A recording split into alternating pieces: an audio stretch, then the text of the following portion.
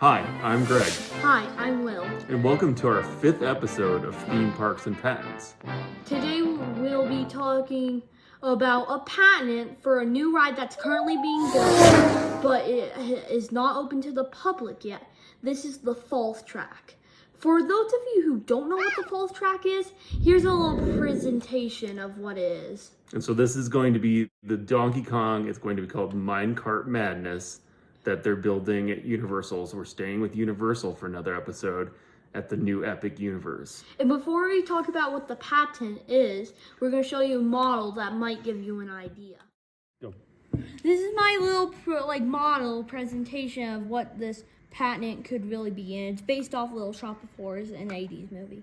So pretend you're going on this roller coaster, and then you see Audrey Tube launching for you, trying to eat you. Then your car speeds up, and it goes up a hill, and then it jumps over a gap in the track and back on to the track again. And so there's this, it's a false track, and they've got a real track that's hidden underneath the false track. So they can do things like ruin the real track. Ruin the false track. And the false track, just so you know, the car is not hooked to it.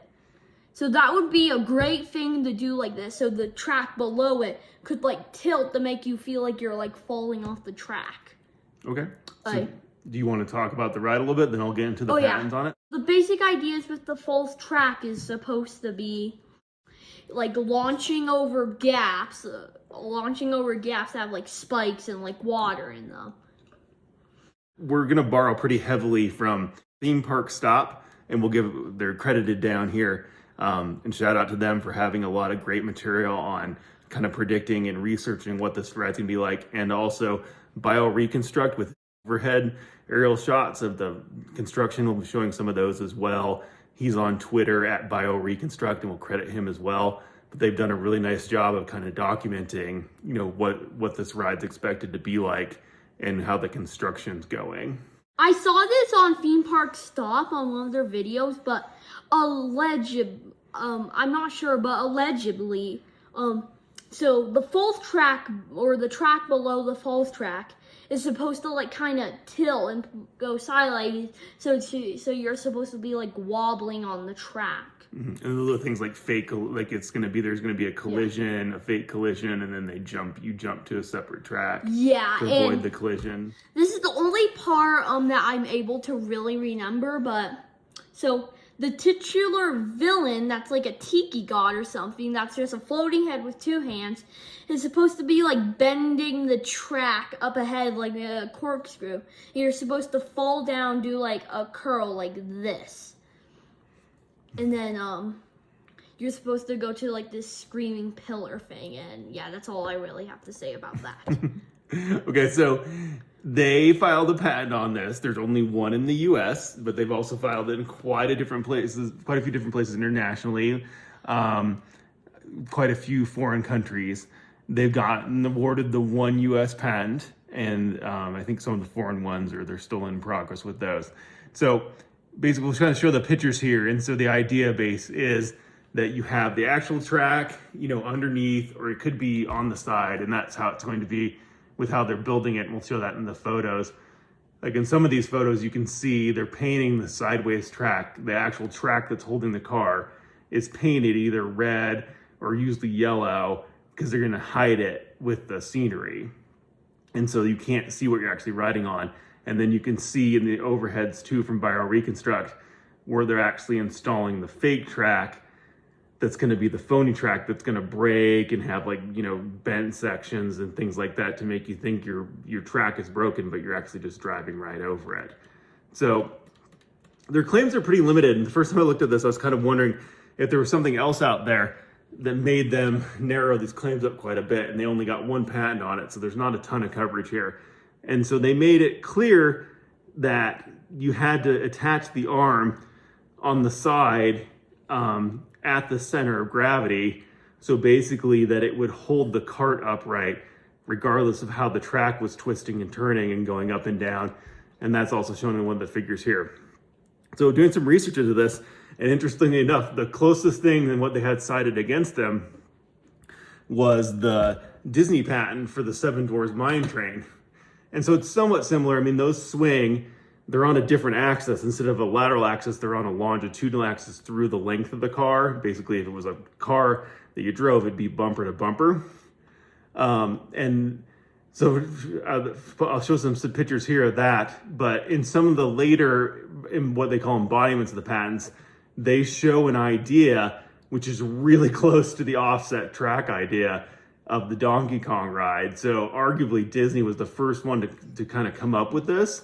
So you can see here in this figure 5, they had the idea of these racer cars and that you could put them over something like a fake bobsled run, but they still would be hooked together, but they would be connected not on the side, but on the back. And then obviously like the Seven Dwarves Mine Train, they're connected on the back and the front. So Disney kind of dropped the ball here, in my opinion, because they had a pretty good patent going.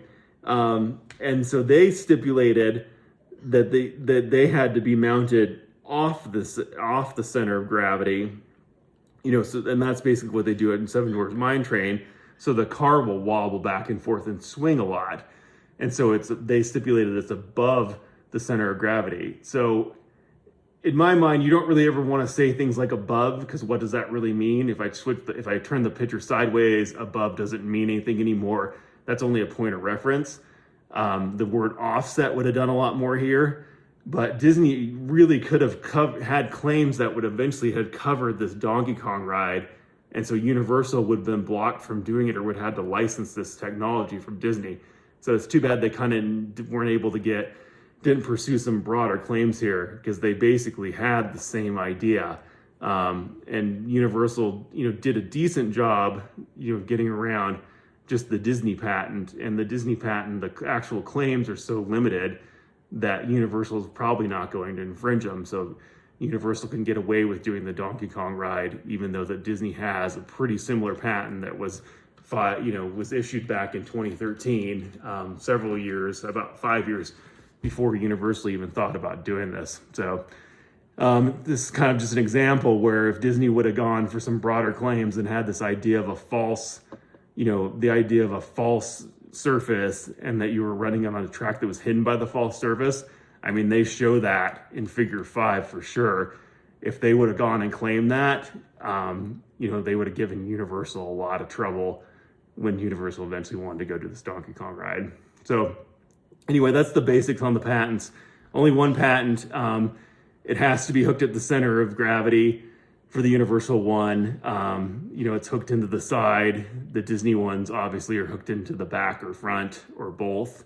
But Disney could have claimed that broader and eventually covered the Donkey Kong design. And it's too bad they didn't for them, because they could have, maybe got a licensing deal. Or I don't want them to stop Universal from making the Donkey Kong ride, because I think we want to ride it. But it would be interesting, if they actually own this technology when Universal tried to go build this ride. And that's all I have on the patents, even though that was a very detailed explanation. Mm-hmm. Any thoughts on that? Well, when how you said Disney had an idea for a bobsled ride? Yep. I thought you were talking about but when you said to me it was Seven Dwarves. It is Seven Dwarves. So let's look at I'll put the pictures back up and I'll explain to Will here. So if you look here at figure 2, or figure 1 and 2, this is probably Seven Dwarves. So do you see how this looks like the mine carts? Mm-hmm. And they can roll back and forth, over the ground, and they're just on a standard track. Oh yeah. So they say, okay, this is one version of it. And even in figure 3, it's showing you can have scenery on the side, so you could actually hide the track underneath you, but you'd still see it out the front most likely. Mm-hmm. But as they go on, they show this version, which they call this the racer version. Okay. So this figure 5, and so you see these kind of hooks, like these pirate hooks and things. They call it, so that's your fake track. And so they said they could make this like a fake bobsled.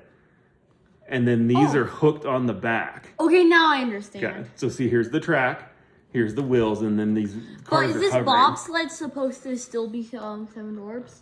No, it was just they were taking the idea of a swinging cart and just expanding on it. Oh. But basically, they ended up inadvertently basically showing what Universal was eventually going to do with the Donkey Kong ride. And the only difference is they've got the arm connected in the back of their car. Do you see that? Mm-hmm.